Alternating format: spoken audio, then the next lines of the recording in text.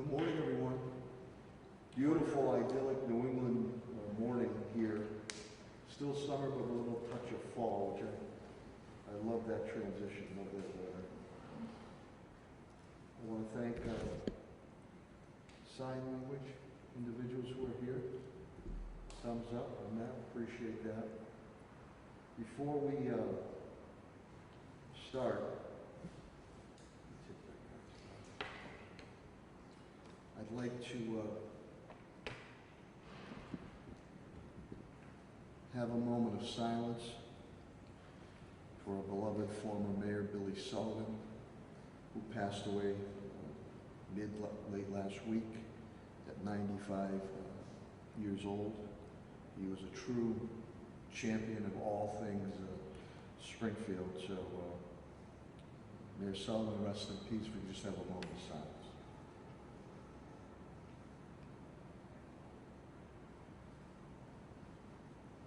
Thank you very much.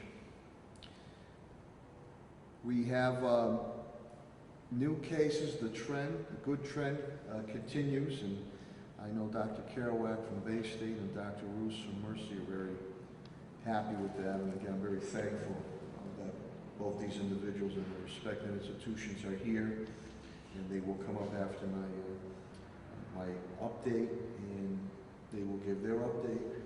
And as we've done before, subsequently, the media will be able to ask questions right after their updates so they can get back to their important work at Bay State and Mercy, and then we'll go into our city cabinet heads update. So for new COVID-19 cases, we stayed in single digits again.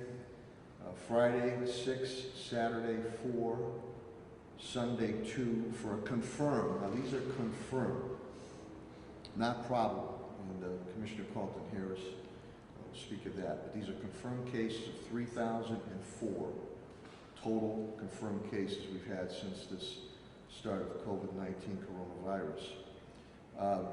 Deaths, knock on wood, thank God, no new deaths, and again, to those who have lost family members and friends, our thoughts and prayers and sympathy and encouragement go out to you and yours. 131, so it has stayed status quo. Of that, 57 are white, which is about 43.5%. 31 are black, which is 23.7%. 41 are Hispanic, which is 31.3%. And Asian is 2, which is 1.5%. In turn, the residential deaths have stayed status quo at 74, long-term care 57. Senior meals continue to be delivered. Helen and your team and Sandy and Vanpool, we appreciate that. Commissioner Carlton Harris will also give you an update.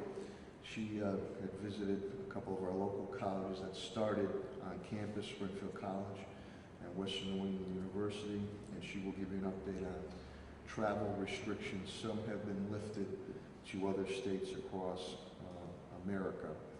Just to let you know, next Monday is Labor Day, so we will not be getting together. We will get together Tuesday of next week to do our usual press update to the media, residents, business community of Springfield and Western Massachusetts. I appreciate the partnership with AMR. Patrick Pickering, who is the regional director, is here today, and they're doing some testing for us too, and Helen will speak of that. The good news is that last Thursday, personally, Governor Baker, who was in town for a major economic development announcement that we had, announced that Springfield, he said it was tremendous, especially being an urban center, not only in Massachusetts, but in the country, has gone green, So that is a tremendous accomplishment, a testament to all my cabinet heads and rank and file, and to you, the residents and the business community of the city of Springfield. We're getting there. This is not over, knock on wood, so we have to stay ever vigilant and continue to follow all the public health and safety guidelines. But by DPH's metrics, the map for City of Springfield is now green, and that is truly a tremendous accomplishment and resiliency of everybody involved. So to everybody involved, I want to give you all my applause. And a testament to our great medical institutions here with Bay State and Mercy, because we worked hand in hand on this. We also, again, announced another project that people said that would never get done here in the city of Springfield. After 30, nearly 40 years, but 30 years, 31 Court Square project is going to be completed with market rate housing and retail and restaurants. So that's outstanding to all the partners there. Our early voting went very, very well, brisk here at City Hall and Greenleaf Community Center. I want to thank the Claudio Concepcion Center. I want to thank our election commissioner Gladys Arnold and her team and our facilities management. They did a fantastic job. I urge each and every one of you, if you have not voted, please, tomorrow you can go to the polls and vote, and they will be safe and sound. So please, it's important that you go out and vote. Again, I can't say enough. Census, census, census. Please fill out your census. I believe we have moved up to about 58%, and I think the state average could be 62, 64, so we moved up from the 50 percentile mark. If you don't get counted, not only don't you count, but the city of Springfield doesn't count, so please fill out your census. It's very, very basic information. As I indicated before, AMR is doing tests in Eastfield Mall. Tapestry continues testing. Commissioner Colton Harris will speak of that. We had a great event, Springfield Unity in the community, and I want to thank J.B. Bland and Captain Joe Harris of the Sheriff's Department, and Sheriff Cochee and Commissioner Clapperud that were there, and Diversity Chief Inclusion Officer Talia G., myself, our police officers who volunteered, and the Sheriff's Department who volunteered, City Council Tracy Whitfield. This is our proactive initiatives to engage our young people of all creed, colors, and background to come together. And this was a skills competition, hoop basketball skills competition that went very well at my new South End Community Center. And it was great to see those young kids and their families there developing and enhancing relationships in a positive environment. So we're going to continue with that. We did have, I know I mentioned with Commissioner Holman Colton Harris, but we did have a good introduction meeting with the new president of Western New England University, the very dapper and able president, Dr. Robert Johnson, and we spoke of COVID-19, what they're following through with Helen, off college campus housing with Deputy Steve Kent and Building Commissioner Steve Desolette about respecting our neighborhoods. Dr. Johnson's very keen on community involvement and economic development. We're going to have subsequent meetings. And also education, obviously, dual enrollment. Assistant Superintendent Lydia Martinez represented the school department at that meeting, and we were very thankful to Dr. Johnson, Addie, his nickname, the Somalian refugee from Duggan Academy, Superintendent Ward. We all worked together, and he's going to go to Western New England University, and we had some anonymous donors too, to become a doctor, and he survived himself major heart surgery. He wants to become a heart doctor. So it's a great story for our public school system. It's a great story for Addie and his family, and it's a great story for Western New England University. So we're very happy about that. Commissioner Clapperud indicates to me that nobody is down on COVID. That's fantastic.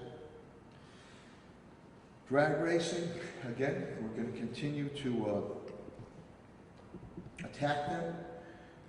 5 more arrests were made in the North End unit that we had down there in drag racing. I don't know when the hell they're going to learn, but we're going to keep grabbing them and confiscating their vehicles and arresting them until we eradicate it from the city of Springfield.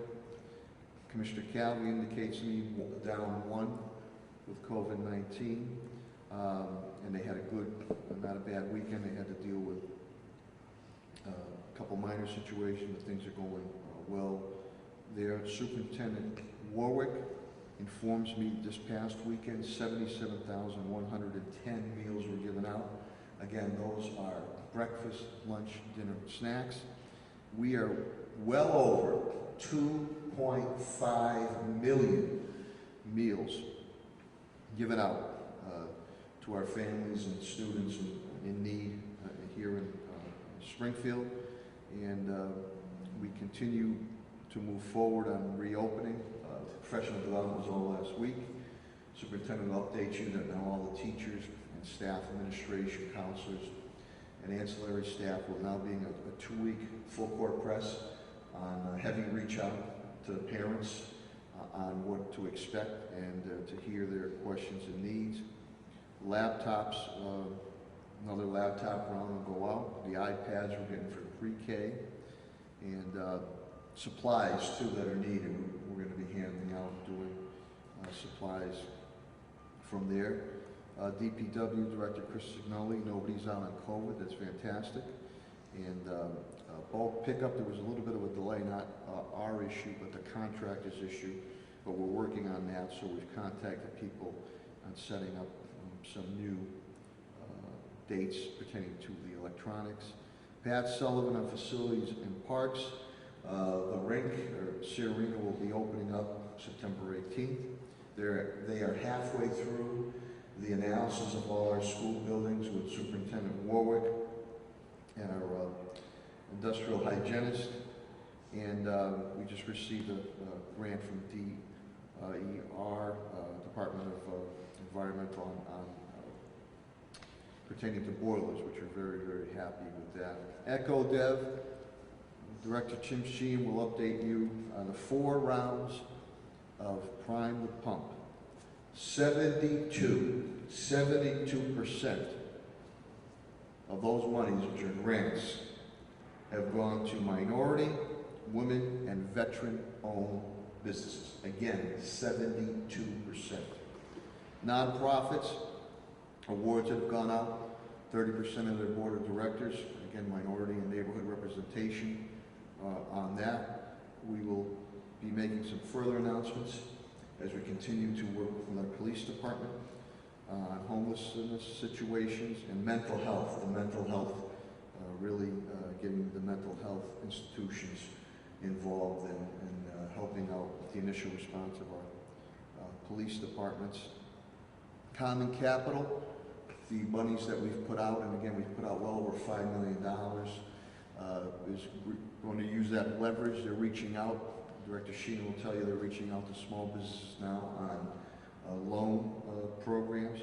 So besides that, we've also put $2 million out through Wayfinders to help out our residents, paying their mortgages, rents, and utilities. So we're very proud we've been able to continue to accomplish that. On the finance side, our CAFO, TJ Planner, informs me since this COVID-19 coronavirus started, we are down, revenue is down $5.8 million. For FY21, we are down $887,000.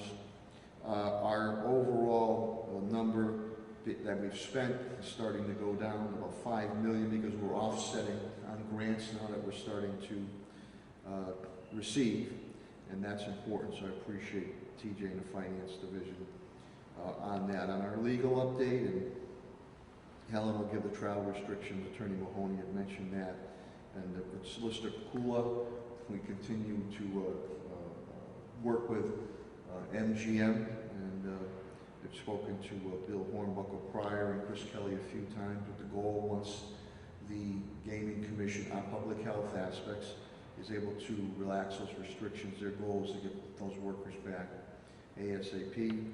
Over the weekend, continued my dialogue with Judge Ireland as we continue to work on putting across with DOJ and with our police department and Solicitor Bakula. So with that, I'm going to turn it over to President and CEO of Bay State Health Systems, Mark Kerouac, and again, I'm very deeply appreciative of all his efforts and his team's efforts to be here each and every Monday. Dr. Mark Carroll.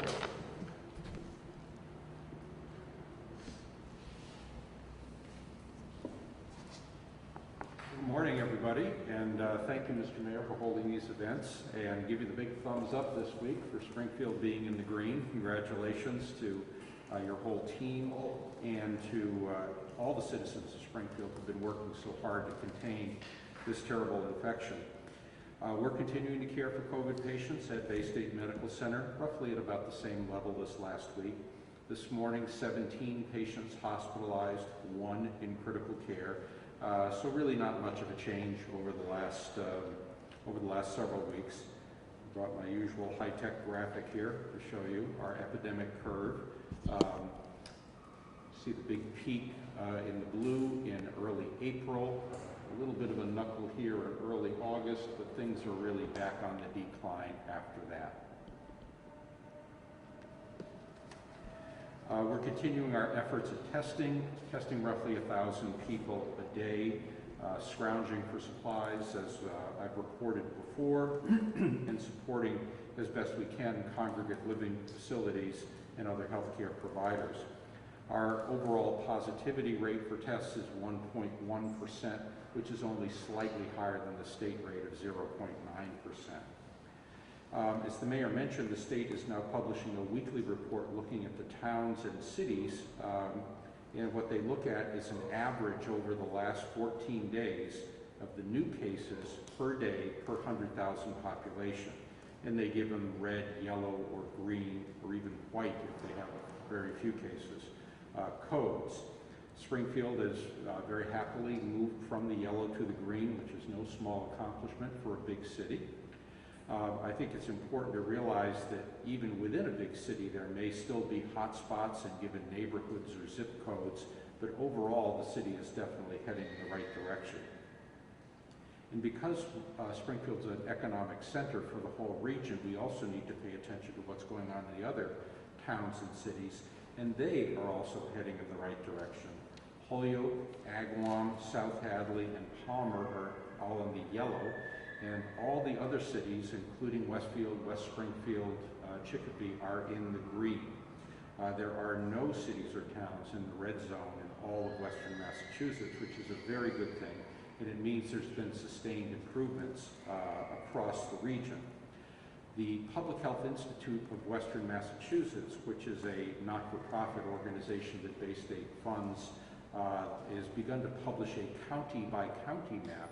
And if you look at Camden County, if they were a city or if they were a town, they'd be at 2.8 per 100,000, also in the green area.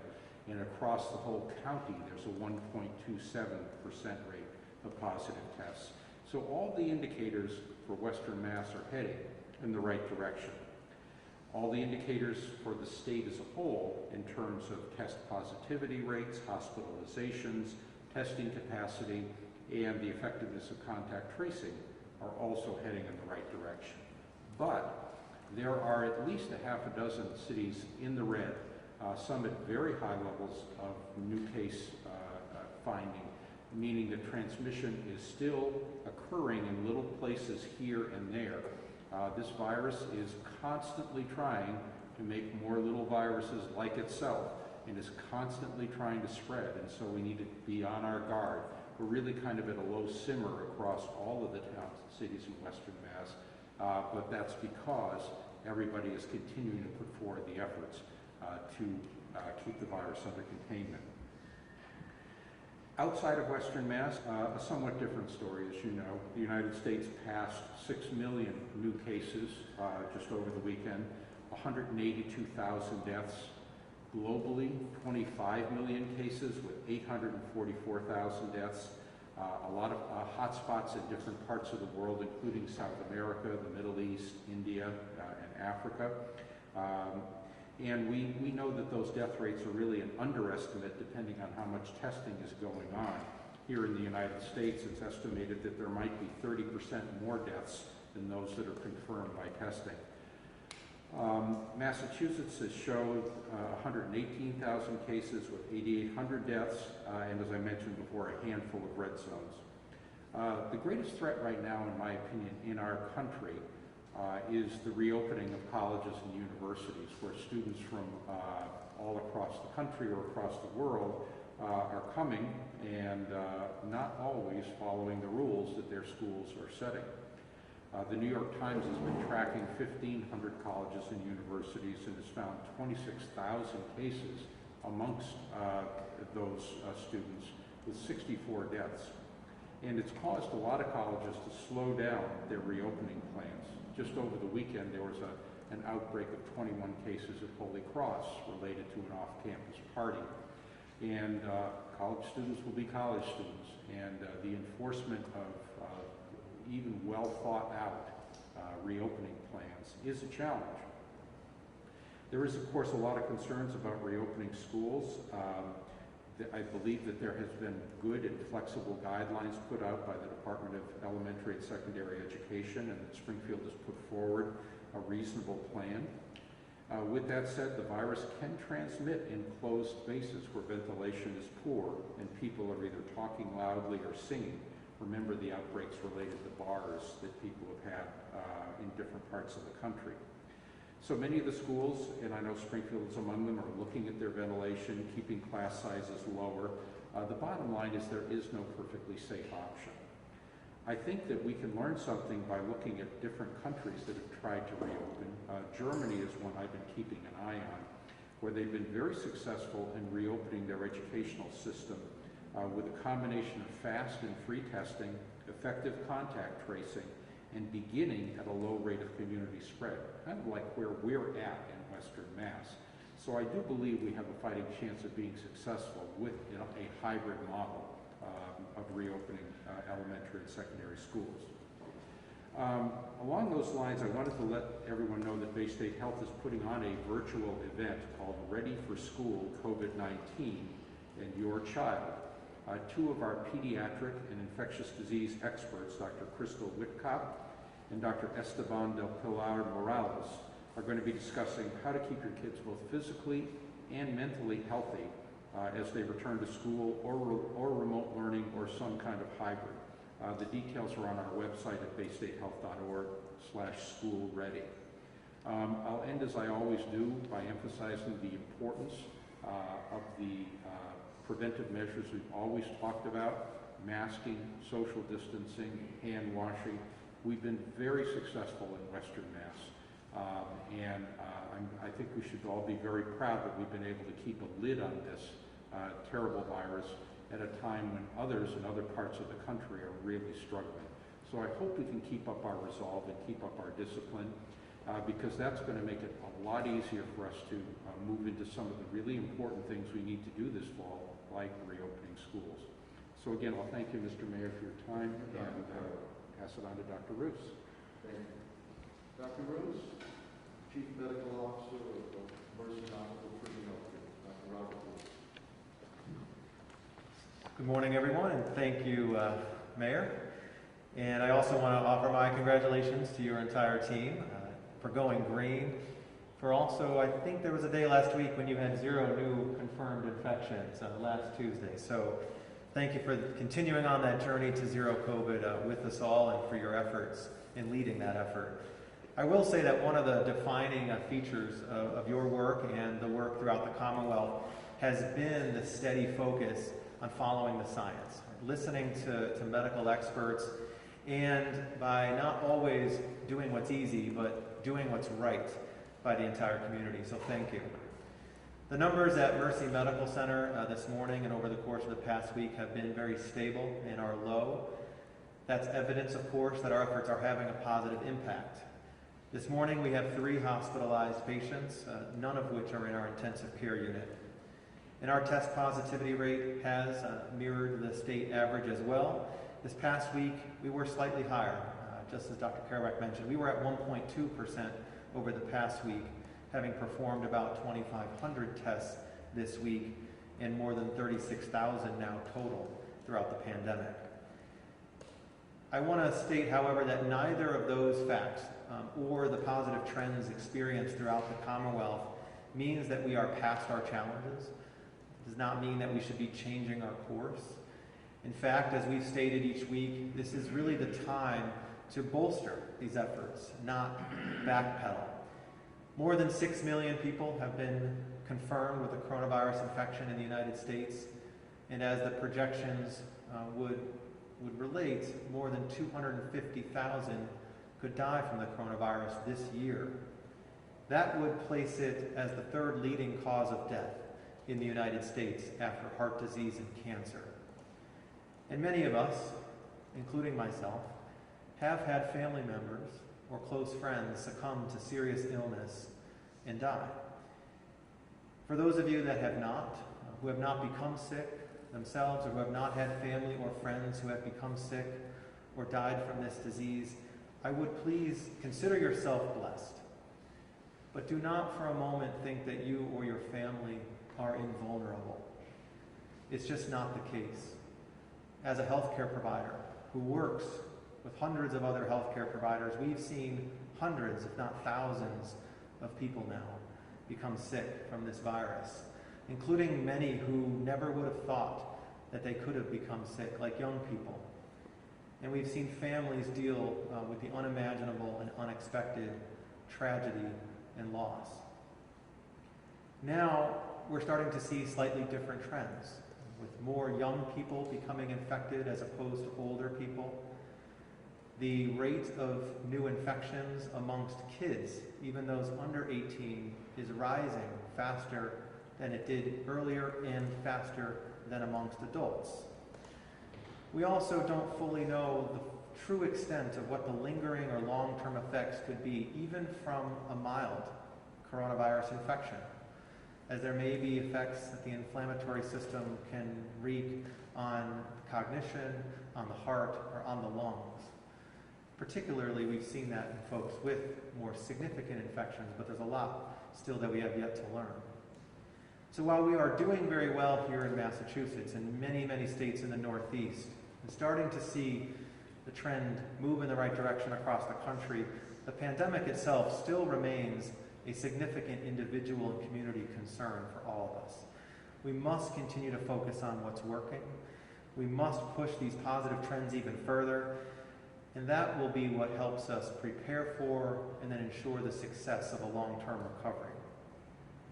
Unfortunately, this past week, there was one federal action that flied in the face of that, and where it seems that politics has impeded upon the focus on sound science.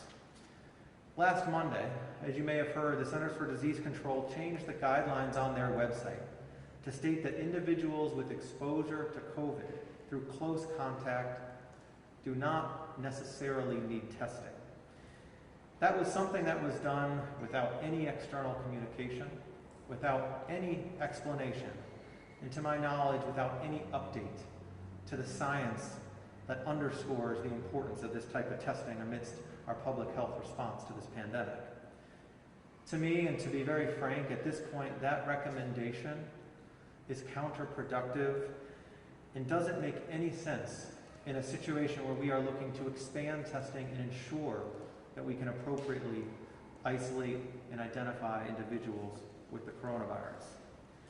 Numerous studies have shown that there is a significant percentage of infected persons that may take some time to show symptoms or have minimal or no symptoms throughout their entire illness.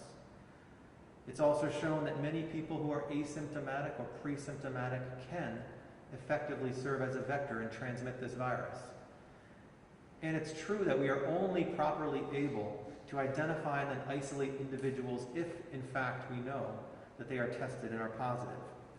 This testing of asymptomatic individuals with close contact is at the core, it's the heart of contact tracing. And the isolation of the individuals is one of the most important activities that we can do to reinforce and reduce and ultimately eliminate community transmission of the virus. So it's clear that if we ever want to eliminate this virus, we must not roll back, but we must expand testing. We've talked about this week after week. If we had nearly universal adherence to the guidelines of masking and physical distancing, widespread, accurate, and timely testing where we could quarantine individuals through contact tracing and a data-informed approach to guiding our ability to engage in other activities like work and school and larger gatherings, we will move forward on our journey to zero COVID. But if we regress in any of those, or we were to stop testing now, we would begin to roll back. It only takes one asymptomatic individual with an infection at a gathering with others to create potentially dozens or even more infections. So a whole host of scientific experts from across the country have recognized this. And I will state that the Massachusetts Department of Public Health has not updated their guidelines and continues to remain focused on stopping the spread of this illness. So if you receive a call from someone informing you that you may have been in contact with someone who tested positive, I urge you to return that call. If you are interested in getting tested, you can contact your provider, or you can search online Massachusetts Stop the Spread and find free testing sites available to you. I want to thank AMR, who's hosting drive-through testing today at the Eastfield Mall, and thank Tapestry, who's been providing this testing at various points over the past several weeks here in Springfield and other communities. At Mercy Medical Center, we remain committed to doing what's right for you, and our providers will also gladly arrange testing for you as needed if you're concerned that you may have been in contact with somebody who tested positive. We continue to use testing methods that are the most accurate, using a molecular PCR testing with a nasopharyngeal or oropharyngeal swab. We are still evaluating the evidence for saliva testing, both saliva testing that looks for an antigen and saliva testing that would look for genetic material. We recognize that this is a type of testing that could offer benefits, but right now we want to ensure first that the test characteristics are of the highest caliber and that the supplies and the platforms would be available in order to do this type of testing before we decide on moving forward with that or not. As we prepare for the fall, we will continue to uphold and maintain safe and accessible care for all. We have gone to great lengths to acquire resources, including personal protective equipment. If you come to our facilities and you need a mask, we would gladly give one to you. We've maintained our surge plans and have plenty of capacity, and we've expanded our ability for you to see a provider, even in the same day, in many areas if needed. If you do come to the front entrance of Mercy Medical Center, you will notice that there will be some changes also over the course of the next month or so, as we improve some of the appearance and also some of the signage to help support your experience there. I do want to note that unrelated to COVID, a few weeks back, we had a delivery truck come into the patient drop-off area at Mercy, and it was an 11-foot truck, and there was a 9.5-foot portico. So it caused some minor damage to the lower portion of that drop-off area. It has caused us to reroute patients and visitors and our colleagues through a separate entrance for the time being. It is a temporary change. It's one that's not related to COVID, and we know that you've all been through many changes over the course of the past 6 or 7 months, and so I want to just apologize for the inconvenience and thank you for your patience. As we get that fixed and that entrance is improved, we will be adding additional signage and wayfinding to make it easier, more clear, and ensure that you know that entrance is a COVID-free zone. Other than that, I hope that everyone has a safe and relaxing Labor Day weekend. We recognize the important work of all of our colleagues at this time who've been there for each other and for our community throughout the pandemic. I hope that you're able to spend some time with your friends and family. This year, the celebrations will look different without parades and big gatherings, but they are to be enjoyed all the same. So please do wear a mask, always sanitize your hands, keep your physical distance from others, be cautious about whom you interact with and where you go, and let science continue to be our guide. There may be times when recommendations or practices change, but we must ensure that they are always supported by the evidence. We have strategies that work. We must not now stray from them. Thank you. Thank you, Dr. Roos. Now I have Dr. Kerouac and Dr. Roos up for any questions that the media might have so they can get that their respective medical institutions. Any questions at all?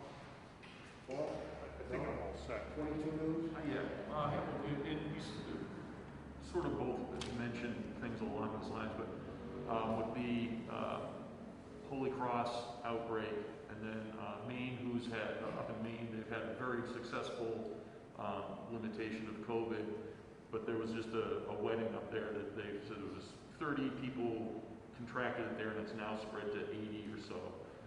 What does that speak to as far as just how easily this is spread? How, it doesn't take much to have a relatively large outbreak. Before I answer that, let me just add something that I forgot to mention, and that is that virtual event on keeping your kids safe is this Wednesday from 12 to 1, and it's online. Details on our website. But I think you speak to a very important part of the biology of this virus, which is its ability to cause what are called super spreading events. And that before a person is symptomatic, or even without, if they're even without symptoms at all, they may be shedding large amounts of the virus. And if everything lines up right, if you're in a setting where few people are wearing masks, where people are crowded together in poorly ventilated places, and particularly if they're talking loudly or singing or something, that will create large amounts of virus in the air that people around them breathe. And we've seen similar events related to weddings and parties in Western Mass. We're always kind of on thin ice with this virus. We may feel pretty good about the way we are today, but all it would take would be a couple of people forgetting about the rules and having that happen at a time when one person just happens to be in that phase where they're shedding a lot of virus.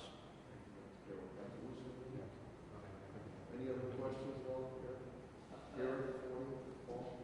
Doctors, I was curious, has there been any noticeable change in terms of what mortality has been from cases of the virus, at least locally? I mean, are you seeing that people are surviving more often than they were before? I mean, I know we were doing better early on anyway compared to like the Boston area, but I'm just curious if you have any comment on what you're observing there. Yeah, the survival rate is much, much better than it used to be. Mortality rates are much, much lower. I think I quoted you that statistic among the college kids, 26,000 cases, 64 deaths.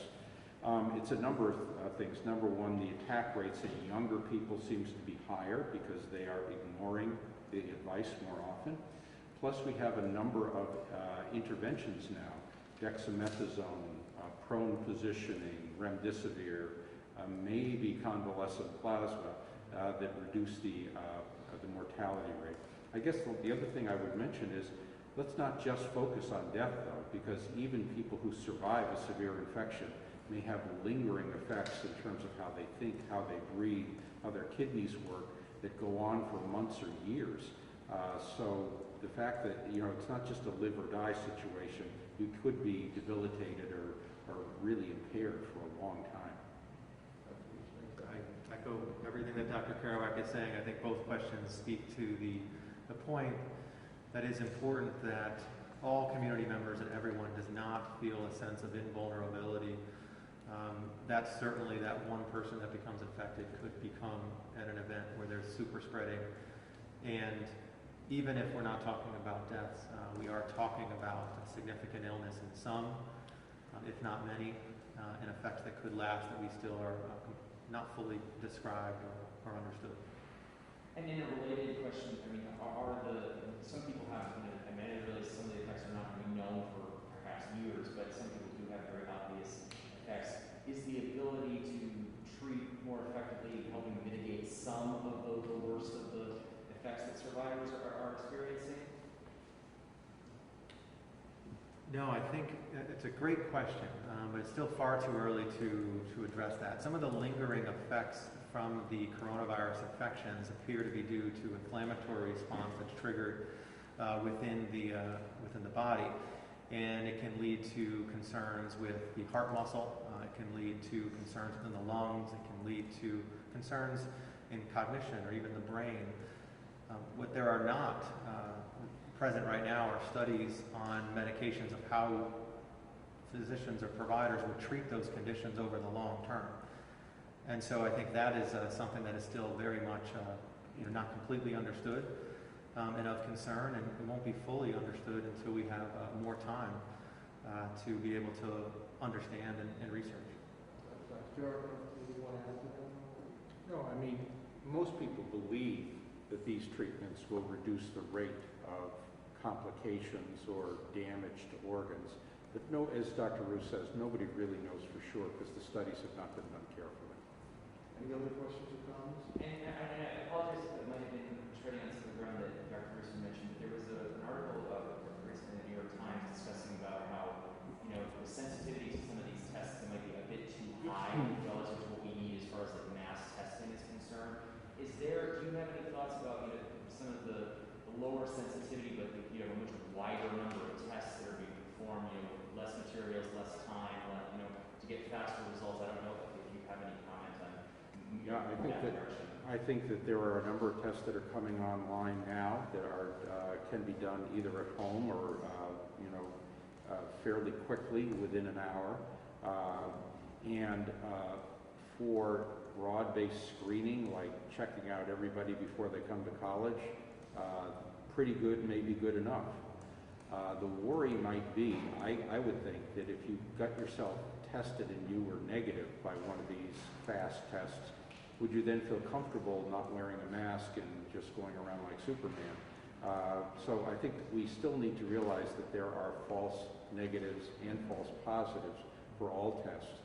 The kinds of tests that we are likely to use in a hospital setting really need to be highly sensitive and specific. We're talking 95% plus. And I think the data is not yet solid on some of these fast tests, even though they might be useful in certain settings. Agreed. Any other questions? And just one final question. You said a number of times, like masks, and is it reasonable to think that or maybe we should start getting the idea that might be one of the last things that actually goes in this whole process? I realize that we might be months out from anywhere near that, but there's a difference between never gathering and being able to gather with a mask on. I just don't know if you've given any thoughts on that. I mean, to me, that's the deal, right? I mean, that's the whole deal. I mean, is it possible to go to school with kids who are, sixth graders wearing masks? That's a better deal than not having them go to school at all. So we accept, the masks lower risk considerably, not to zero, but considerably. And so it's going to be a long time, I think, before we feel comfortable getting rid of the mask. We really would want to know that there was a good, safe vaccine that was highly effective and broadly given to the population before we all kiss these things goodbye. Thank you. Absolutely. Any other questions or comments? Okay, here we go, Dr. Carroll. Thank you so very much. much. Thank See you, Jeff. Thank you. Stay healthy and stay safe. Well, now, Commissioner of Health and Human Services, Helen Carlton-Harris, will give her update. After Helen, because Patrick Pickering is here from AMR Regional Director, and we have specific testing that's going on, I will bring Patrick up for a few words just to say some specifics. People might be curious how they might be able to partake in that. So without further ado, Commissioner Helen Carlton-Harris.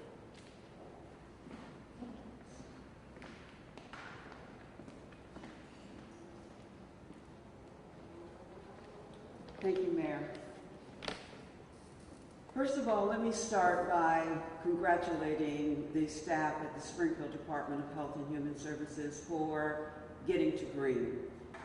The staff has worked diligently and have worked together, and so these are the individuals who are answering the hotline. These are the individuals who are following up with the businesses in the environmental health team. The nursing team is doing the contact tracing. The administrative staff answering the phone every day for our residents who are calling and asking questions.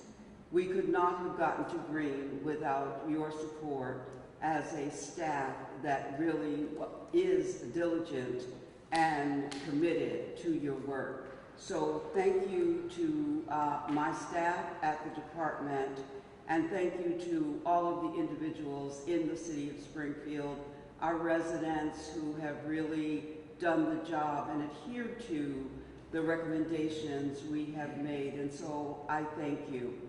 As I travel around this city and I see our residents complying, it is telling me that you take this virus very seriously and you care deeply about your family and your friends. So thank you once again. As we start to look at the data as it relates to COVID-19, the mayor has given you the data for the city of Springfield. We continue to move in a positive direction. The mayor has given you the data as far as the numbers are concerned. Last week we had 35 positives through the week. The week prior we had 35. Last week we had 31. 2 weeks ago it was 53. So as you can see, our numbers are trending in a very good direction. So we want to again congratulate our residents for that. I want to talk a little bit about some statewide numbers that we're looking at. The total cases in the Commonwealth is 128,229. 20.7% of that is Hispanic. 9.1 is Black African. 2.1 is Asian, and non-Hispanic is 31.4, which is white. The challenge with the data that we get from the state is 30.9% is unknown.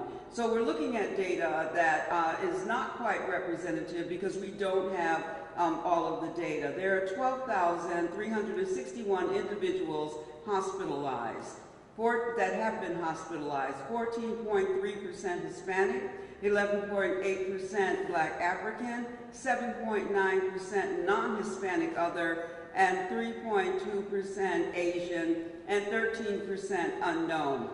It's those unknown factors that I think we have to consider when we look at data. While we gather data and we report data to you, there is a fact known that we are not capturing, in many cases, all of the data that we need in order to report accurately. That is why we only report the confirmed cases and not probable. We want to make sure that we are concrete in what we are telling you. Tapestry, our testing front, Tapestry will be at the East Forest Park Library on September 9th, and at Van Sickle Middle School on September 11th. Both are from 3 to 6. Tapestry tested 115 individuals at SciTech. They tested 68 individuals at Brookings. To date, Tapestry has tested 775 individuals in the city of Springfield. I want to remind us that although the testing is done in Springfield, you don't necessarily have to be a Springfield resident to come to Springfield to get tested. AMR is testing at Eastfield Mall. I know that we'll hear more about that in a few minutes, so I will not go into that further. Currently, we have tested over 1,000 individuals in the city of Springfield between Bay State Health, Tapestry, and the small testing that was done at the urgent care facility. There were not a lot done there, but there were certainly a few. Getting to green has been something that we have strived for, and I've had an opportunity to talk to many individuals across the city around COVID-19. They're very concerned about the stigma that is caused by COVID-19. I've talked to many individuals who tell me that when they go back into some settings, the stigma remains. And so I want to be clear that the reason we keep the information confidential is because we do not want to have individuals' names, and we do give addresses only to first responders. I've heard from many individuals who have asked for more data, but we will not be releasing more data because just because of the reasons that I've outlined. Some of our residents are really very concerned about information getting out there, and they're experiencing stigma. Travel orders. Important to acknowledge that Colorado, Delaware, West Virginia, and Pennsylvania have been exempted from the travel orders mandating a 2-week quarantine period or negative test. Connecticut, Maine, New Hampshire, Vermont, New Jersey, New York are still on the exempt list. Rhode Island has not been returned. So if you're traveling to Rhode Island, you still need to quarantine or have a negative test. We have come and will continue to exercise the power that we have as residents in this city. And I want to thank you very much for all that has been done. We have had several events at Court Square. We had an event at DeBerry, and we're very pleased that people did follow the recommendations and had on face coverings. I visited colleges and universities this weekend just to walk around and see what I was experiencing, and I was very pleased to note that all of our colleges, the colleges that I visited, the universities are taking this very seriously. I did not see one student or staff member who did not have on a face covering. I'm hopeful that this trend will continue. We are continuing to work with our institutions of higher learning. They are in touch with us. We have worked out our plans as far as contact tracing is concerned, who will behave in what ways. We have worked out memorandums of understandings with most of the institutions. We're looking forward to working together. We have a meeting on September 3rd with Springfield Public Schools to talk about working together around the mandate for flu shots. So as a city, many individuals have come together to get us to green, and I am very appreciative of the work of everyone involved. Thank you. Thank you very much, Commissioner Carlton Harris.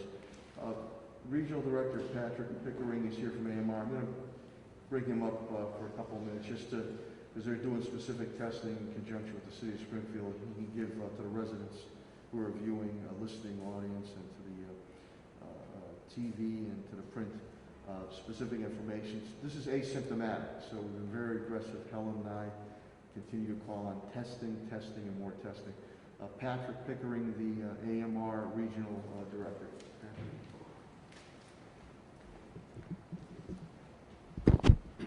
Good morning. Thank you, Mayor Sarno. Commissioner Carlton Harris, congratulations to both of you for green. That's an awesome thing, and it's a great accomplishment that shows the teamwork that has gone across the city in being put into getting to green and showing so few people testing positive. On the AMR front, we are doing public testing in conjunction with Commissioner Carlton Harris and Mayor Sarno for the City of Springfield at the Eastfield Mall on Boston Road, daily from 8 a.m. to 6 p.m. And it'll be every day from today going forward to September 12th, excluding Labor Day. And you can just drive up and get tested. We are recommending pre-registration, and you can do that by dialing 1-833-AMR-COVI. Very succinct, right to the point. Thank you, Patrick, very much. We'll now go to the public safety component of the COVID-19 coronavirus update, and we will start with the Fire Commissioner of the City of Springfield, Bernard B.J. Cowley.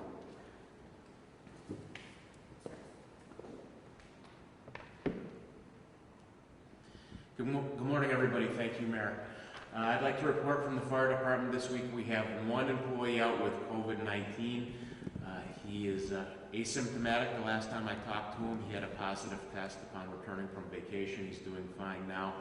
He has about 7 days left in his quarantine and is doing well. We had no major fires this past week. We did have several motor vehicle accidents over the weekend that kept us busy. We've been working on investigating fires with the Arson and Bomb Squad in conjunction with Commissioner Clapwood's team and the State Fire Marshal's Office. That's my whole report this week. Thank you very much. Thank you, Mr. Gallo. We will now have the Police Commissioner of the City of Springfield, Cheryl Clapper.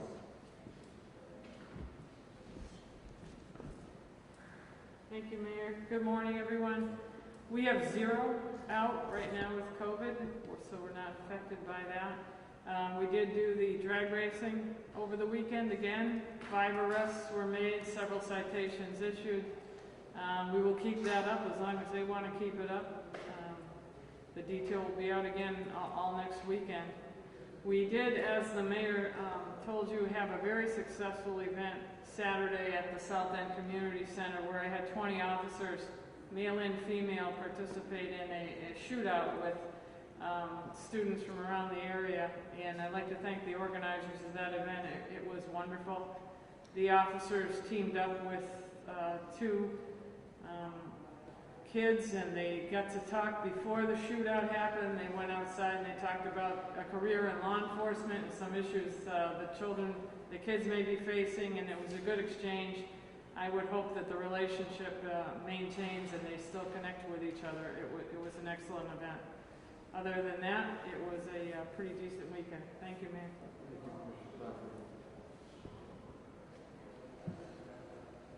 Another hot topic in the city of Springfield, really across the nation, has been with our schools, and Superintendent Dan Warwick and his team are working very diligently on it. He has some updates as we move forward to reopening. The Superintendent of Springfield Public Schools, Dan Warwick.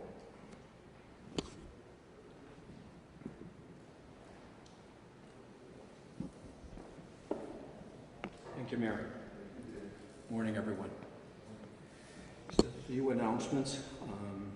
On the meals front, we've continued with our successful meals program.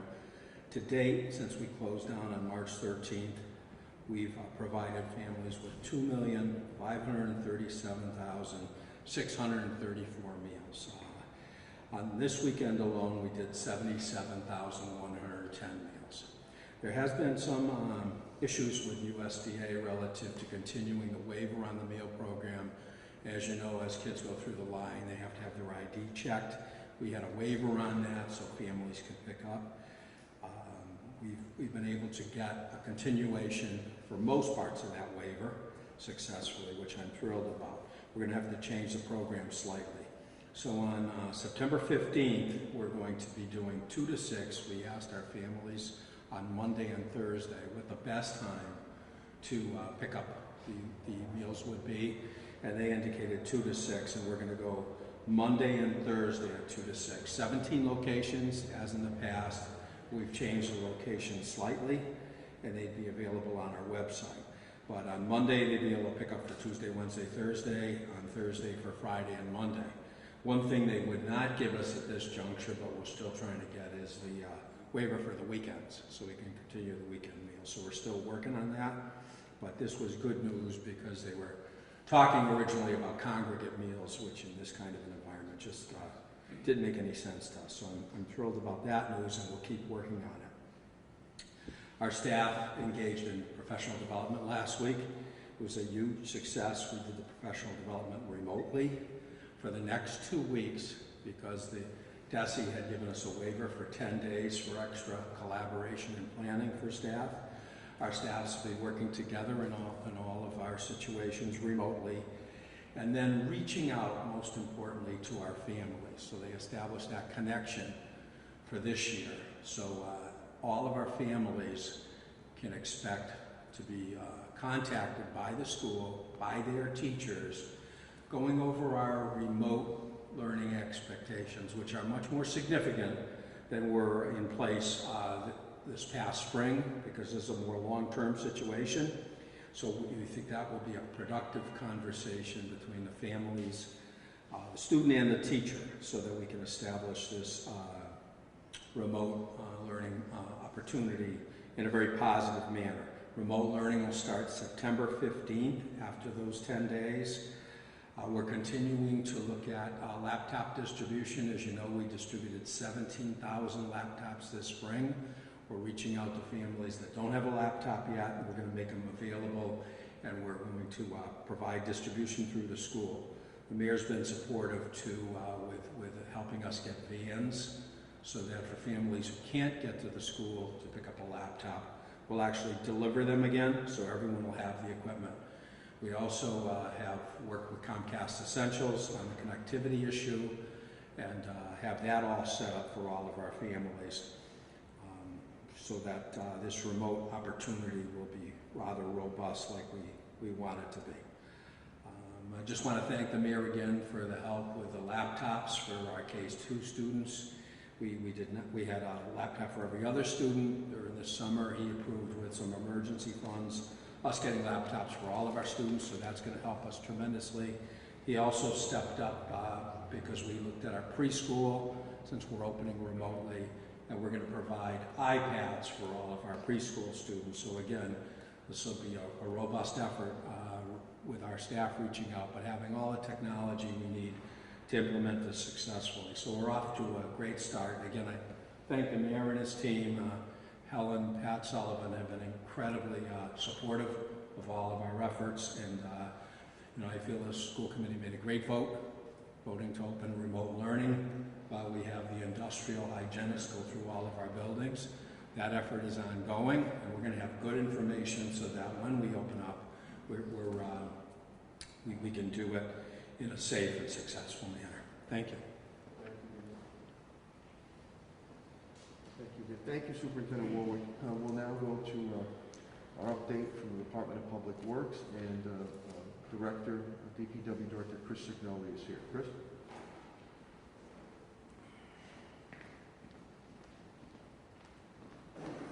Morning, Mayor. Thank you. With regard to DPW, we are at full strength at this point. And just to reiterate from what I've been saying for weeks, our volume for both trash, yard waste, and recycling has increased significantly. So during the week, those services may take longer to get to you, but we will get to you. We had an issue last week with bulk pickup that is going to carry through for a few weeks with regard to our vendor and the location where we have to bring it. Right now, appointments are out a number of weeks, so if you know you're going to have material, please call 311 to get on the list for that. Other than that, DPW is at full strength, and we are very, very close to finalizing 100% the Six Corners project. So went through it, and it looks absolutely beautiful. So hopefully in the next week or so we can have a good event out there, and all of our other construction projects are fully underway at this point. That is it. Thank you. Thank you. Thanks, Chris. Thank you, Director Signoli. As a matter of fact, that Six Corners roundabout came up in good discussion at Mayor Sullivan, Billy Sullivan's funeral mass, and some people mentioned it, saying, boy, it's wonderful there. So thank you, Chris, to you and your team, and match that. I know when it was put across, people think of the East Long Meadow Rotary. It's no such thing. That's the character of East Long Meadow. No disrespect there. But this roundabout has been tremendous, so thank you very much on that. So I always say Springfield's in the business of doing business, and Director, Chief Development Officer Tim Sheen and his team have done a great job. We pumped out millions and millions of dollars through Prime the Pump to help our businesses and nonprofits continue not only to survive but stabilize, and we're hoping to get to the next level at that. So without further ado, the Chief Development Officer of the City of Springfield, Tim Sheen.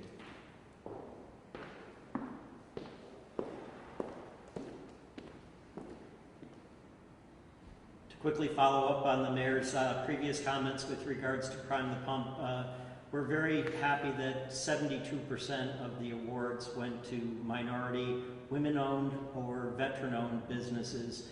That's important, not necessarily because of the statistic, but because the impact of COVID has disproportionately impacted Black, brown, and women-owned businesses, and we're very pleased that we've been able to get the majority of our funding out to those businesses.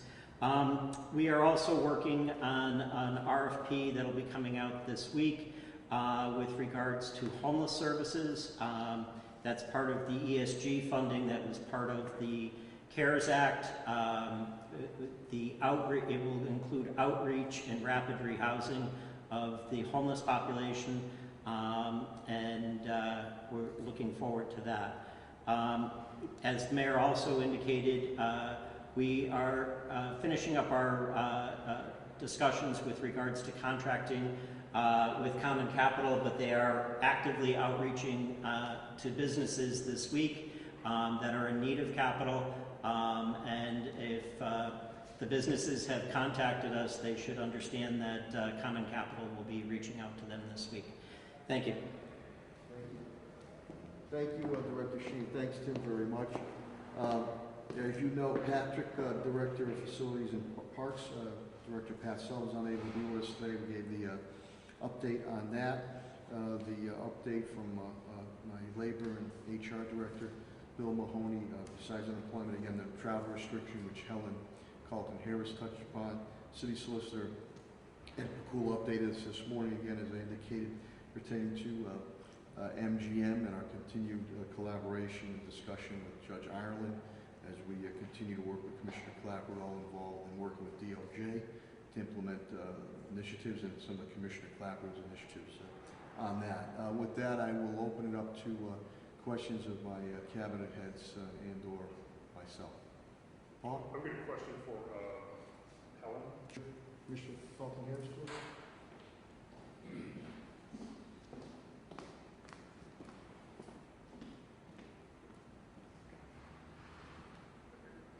Commissioner, I know you said you visited some of the college campuses over the weekend, and as you know, some of the issues that have come up, it was mentioned earlier today, the off-campus party at Holy Cross, some of these issues have involved off-campus activities. Have you talked to the colleges about what their plans are for policing those activities? What role, if any, will the city have in that? So a couple of things. One is, yes, we have had conversations with all of the institutions about not just party, but off-campus activities as it relates to their particular school. So yes, and will we be working with them? Absolutely. They are very serious about keeping down those kinds of parties. They will use their own security staff. They will work with Springfield Police Department as well as our code enforcement and our environmental health teams. So yes, we are working in partnership because we recognize that those events could be super spreaders, and we're concerned about those students on campus, but we're also concerned obviously about our residents. Should there be a cluster on a college campus, those cases will come through our Board of Health because the colleges will be using the Springfield address rather than the home address of the students. And so yes, we absolutely have a partnership with respect to our work together. Thank you. Paul, just to add on to that, with the President, Dr. Robert Johnson of Western New England University, which Helen was part of that meeting for me too, we discussed that specifically on the off-campus housing and how serious they're taking it. We've made major strides from years ago, and they're taking it very seriously, in which they will be either suspending students for a significant amount of time, although they will expel students. This is not only for their own good and health, they're also out of respect to our neighborhood residents.